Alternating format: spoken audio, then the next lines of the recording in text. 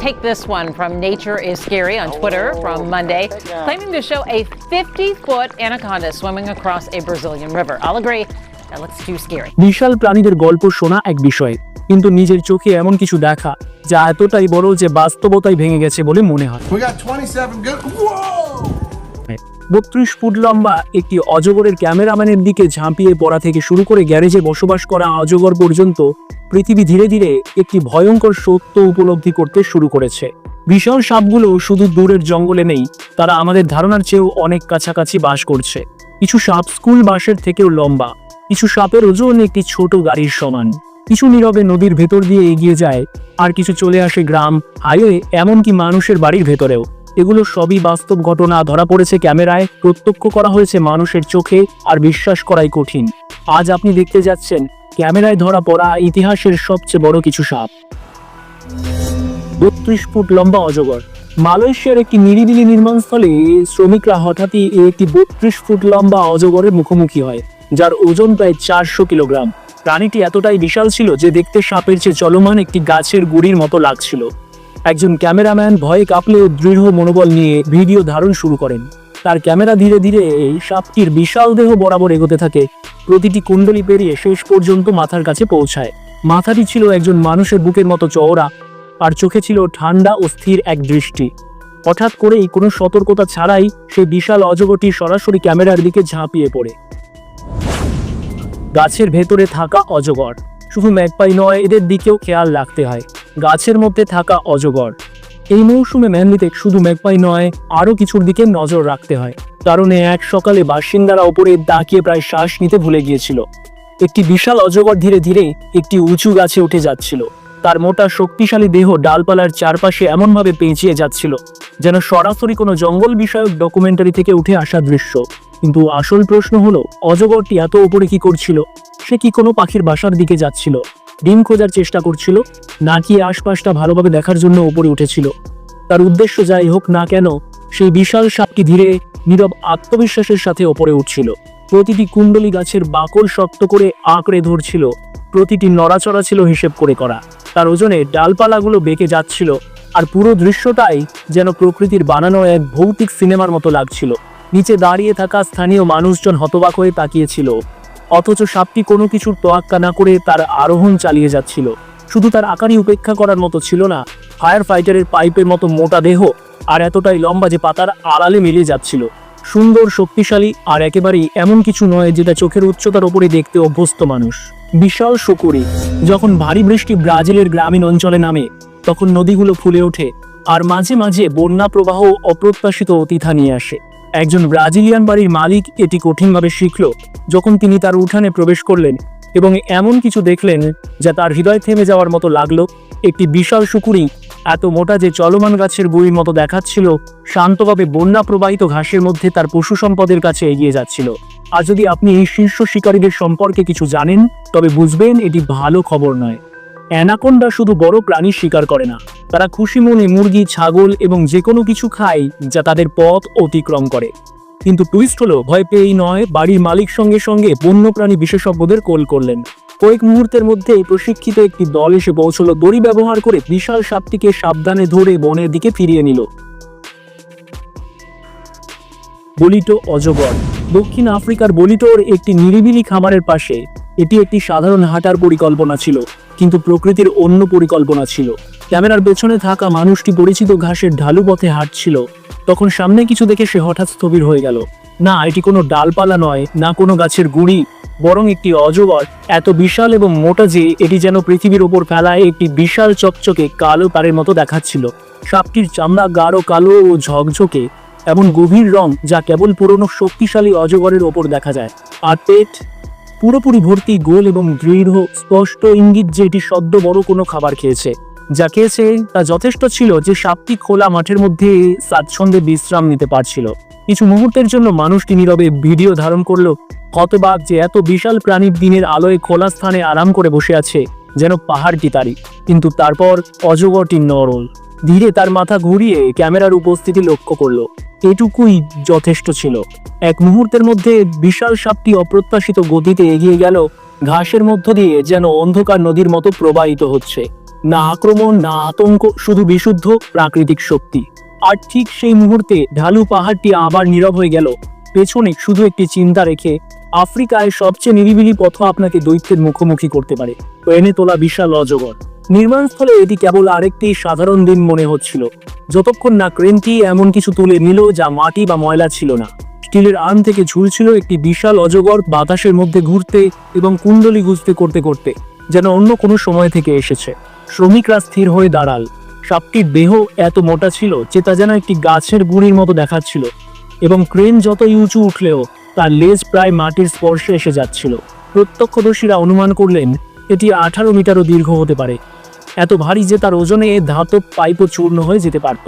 কিছু কর্মী কেবল নীরব হয়ে দাঁড়াল, আর অনেকে ক্যামেরা তুলল, প্রমাণ ধরার চেষ্টা করতে যে সত্যি এমন এক দৈত্য আছে। কিছু মুহূর্তের জন্য পুরো নির্মাণস্থল নীরব হয়ে গেল। শুধু বাতাসের শব্দ এবং বিশাল সাপটির ধীরে ধীরে দুলতে থাকা শোনালো। কেউ নিশ্চিতভাবে বলতে পারে না এই বিশাল অজগর কোথা থেকে এসেছে।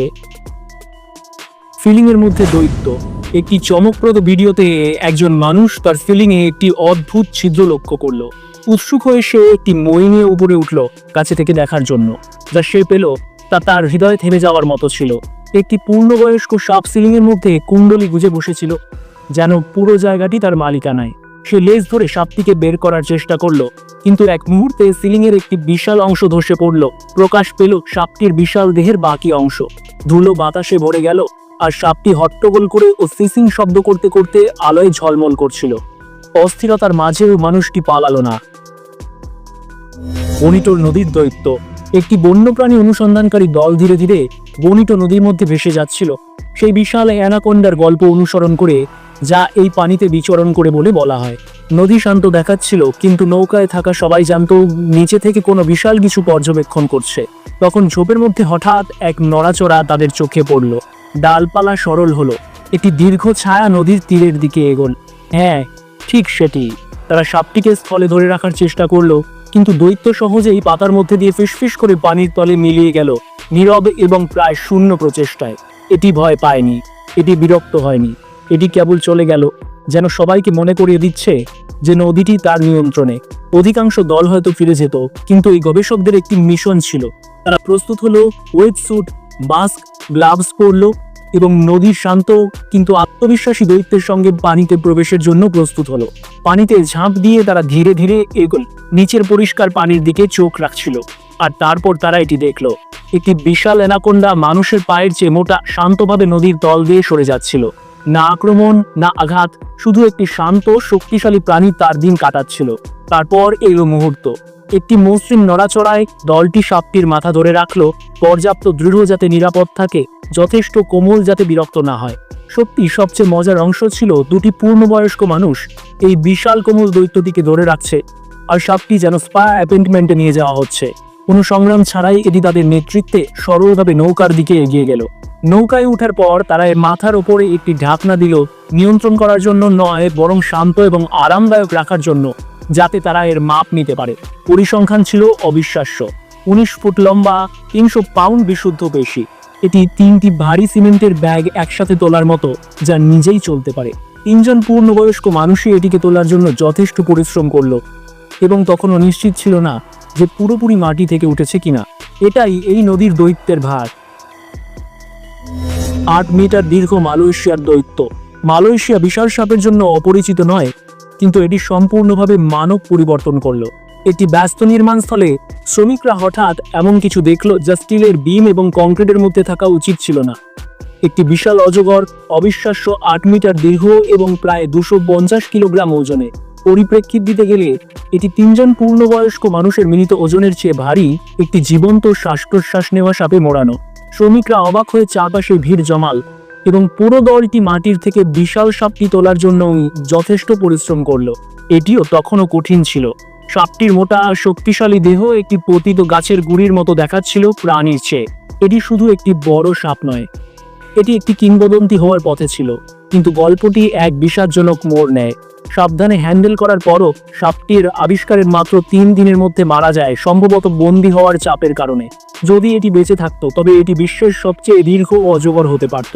একটি সত্যিকারের দৈত্য খুব তাড়াতাড়ি চলে গেল। এখনো মানুষ মালয়েশিয়ার সেই অজগরের কথা বলে, যা ইতিহাস গড়তে পারত। দৈত্য সাপের গ্রাম। প্রত্যেক গ্রামে গল্প থাকে, কিন্তু সেই সকালটি একটি পুরনো কিংবদন্তি দেখা দিতে এলো। স্থানীয়রা স্থির হয়ে দাঁড়াল যখন একটি বিশাল সাপ, যা তাদের আগে কখনো দেখা সবচেয়ে দীর্ঘ ছিল, শান্তভাবে ঘরগুলোর মধ্যে খোলা পথ দিয়ে চলে গেল। এর বিশাল দেহ কুণ্ডলী গুজে খুলে ধীরে এবং মনোযোগী শক্তিতে নড়াচড়া করছিল। প্রতিটি আন্দোলন যেন একটি জীবন্ত নদীর মতো ঢেউ তুলছিল।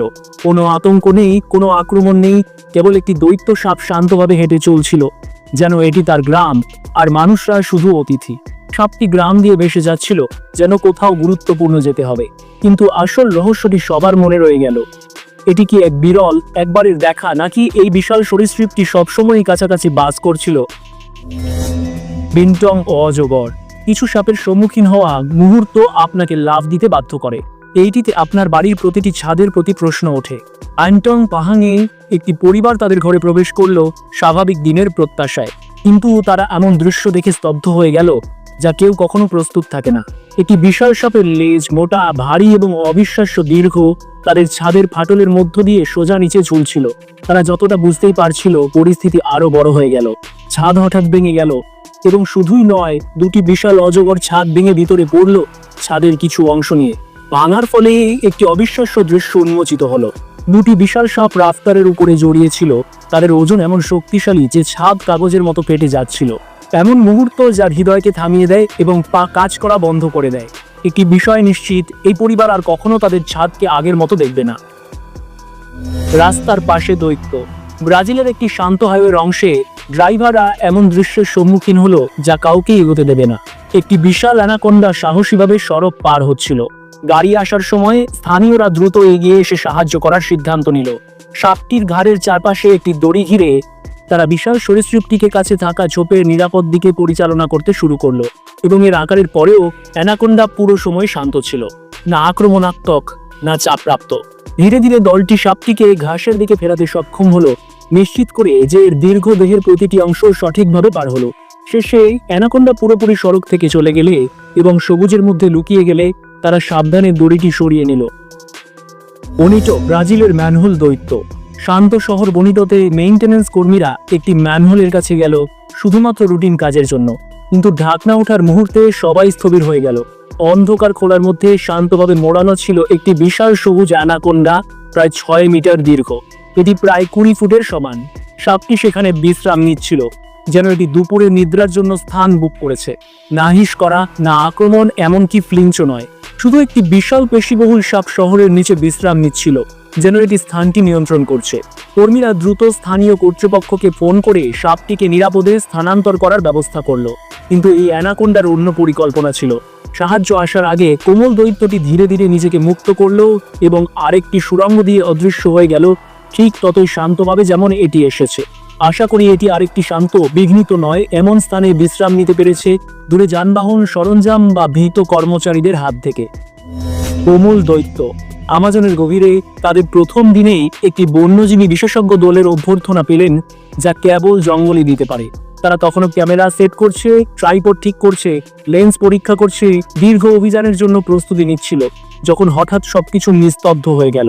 সেখানে নদীর পাড়ে বিশ্রাম নিচ্ছিল একটি বিশাল সবুজ অ্যানাকোন্ডা। এর দেহ মোটা, ভারী এবং স্পষ্টভাবে পূর্ণ। দলটি দ্রুত বুঝল যে এটি সম্প্রতি একটি ক্যাপিবারা খেয়েছে, দক্ষিণ আমেরিকার সবচেয়ে বড় গ্রাহ্য। দৈত্য সাপটি আক্রমণাত্মক বা আতঙ্কিত ছিল না। এটি শুধু বিশ্রাম নিচ্ছিল, পর্যবেক্ষণ করছিল, হজম করছিল। দলটি নিরাপদ দূরত্ব থেকে লক্ষ্য করলো অ্যানাকোন্ডা ধীরে ধীরে চলতে শুরু করলো। একজন বিশেষজ্ঞ যিনি কাঁকড়া পানি দিয়ে হাঁটছিলেন শ্বাস ধরে রাখলো যখন বিশাল সরীসৃপ তার পাশ দিয়ে গ্লাইডিং করে গেল। এত কাছে যে স্পর্শ করা যেত, তবুও চারপাশের কোনো কিছুর প্রতি আগ্রহী নয়। কাদামাটি খুব ঘন হওয়ায় সাপকে অনুসরণ করা সম্ভব হচ্ছিল না।